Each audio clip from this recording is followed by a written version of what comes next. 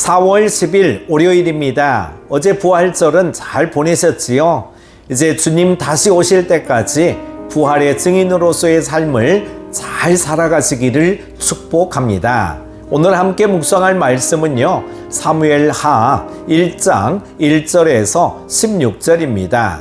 사울이 죽은 후에 다윗이 아말렉 사람을 쳐 죽이고 돌아와 다윗이 시글락에서 이틀을 머물더니 사흘째 되는 날에 한 사람이 사울의 진영에서 나왔는데 그의 옷은 찢어졌고 머리에는 흙이 있더라. 그가 다윗에게 나와 땅에 엎드려 절하매 다윗이 그에게 묻되 너는 어디서 왔느냐 하니 대답하되 이스라엘 진영에서 도망하여 왔나이다 하니라.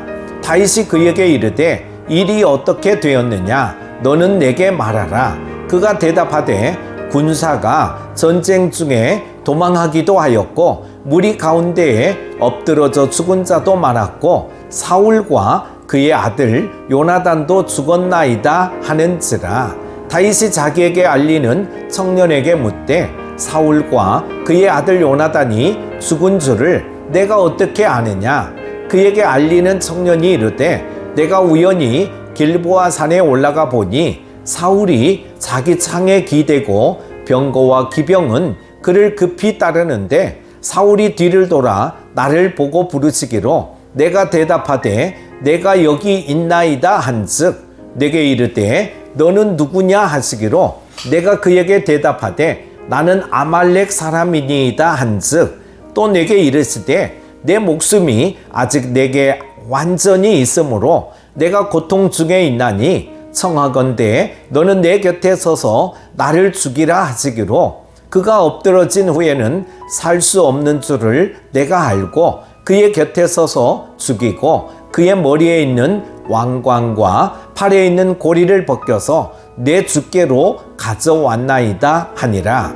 이에 다윗이 자기 옷을 잡아 찢음에 함께 있는 모든 사람도 그리하고 사울과 그의 아들 요나단과 여호와의 백성과 이스라엘 족속이 칼의 죽음으로 말미암아 저녁 때까지 슬퍼하여 울며 금식하니라. 다윗이 그 소식을 전한 청년에게 묻되 너는 어디 사람이냐. 대답하되 나는 아말렉 사람 곧 애국인의 아들이니이다 하니 다윗이 그에게 이르되 내가 어찌하여 손을 들어 여호와의 기름 부음 받은 자 죽이기를 두려워하지 아니하였느냐 하고 다윗이 청년 중 한 사람을 불러 이르되 가까이 가서 그를 죽이라 하매 그가 침에 곧 죽으니라. 다윗이 그에게 이르기를 내 피가 내 머리로 돌아갈지어다. 내 입이 내게 대하여 증언하기를 내가 여호와의 기름 부음 받은 자를 죽였노라 함이니라 하였더라. 아멘. 오늘 본문은 사울의 죽음을 놓고 완전히 상반된 두 사람의 반응을 보여줍니다.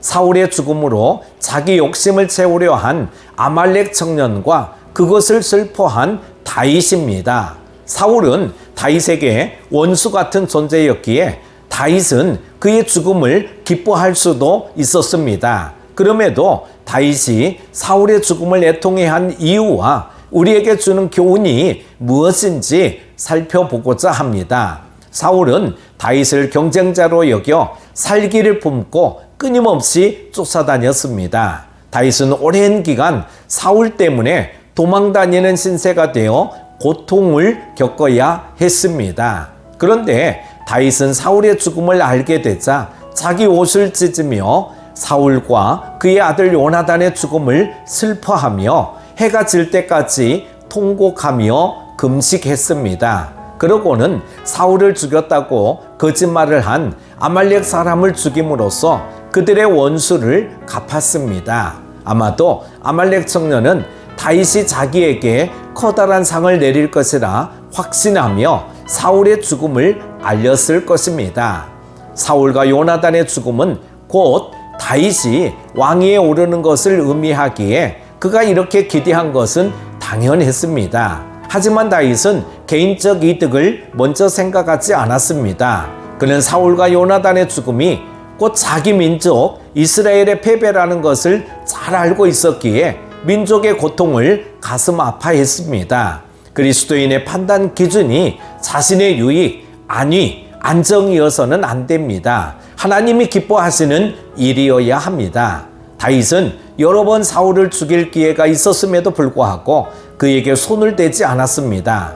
그는 사울의 옷자락 일부를 자른 것만으로도 불충한 일이라 여기며 양심의 가책을 느꼈습니다. 이것은 다윗이 사울을 하나님의 기름 부음 받은 자로 인정했기 때문입니다. 다윗은 사울이 죽었다는 소식을 접했을 때도 사적 감정을 넘어 하나님 백성의 한 사람으로서 행동했습니다. 하나님이 세우신 왕의 죽음을 애도했던 것이죠.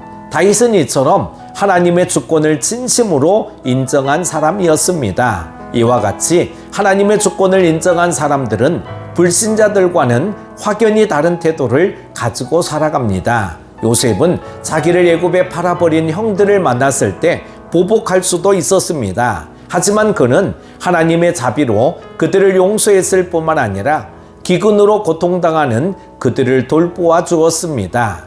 하나님의 주권을 인정하는 사람들은 다른 사람과의 관계에 하나님이 간섭하심을 믿습니다. 그래서 자기의 감정이나 유익보다 하나님을 의식하고 하나님의 뜻에 합당한 태도를 선택합니다.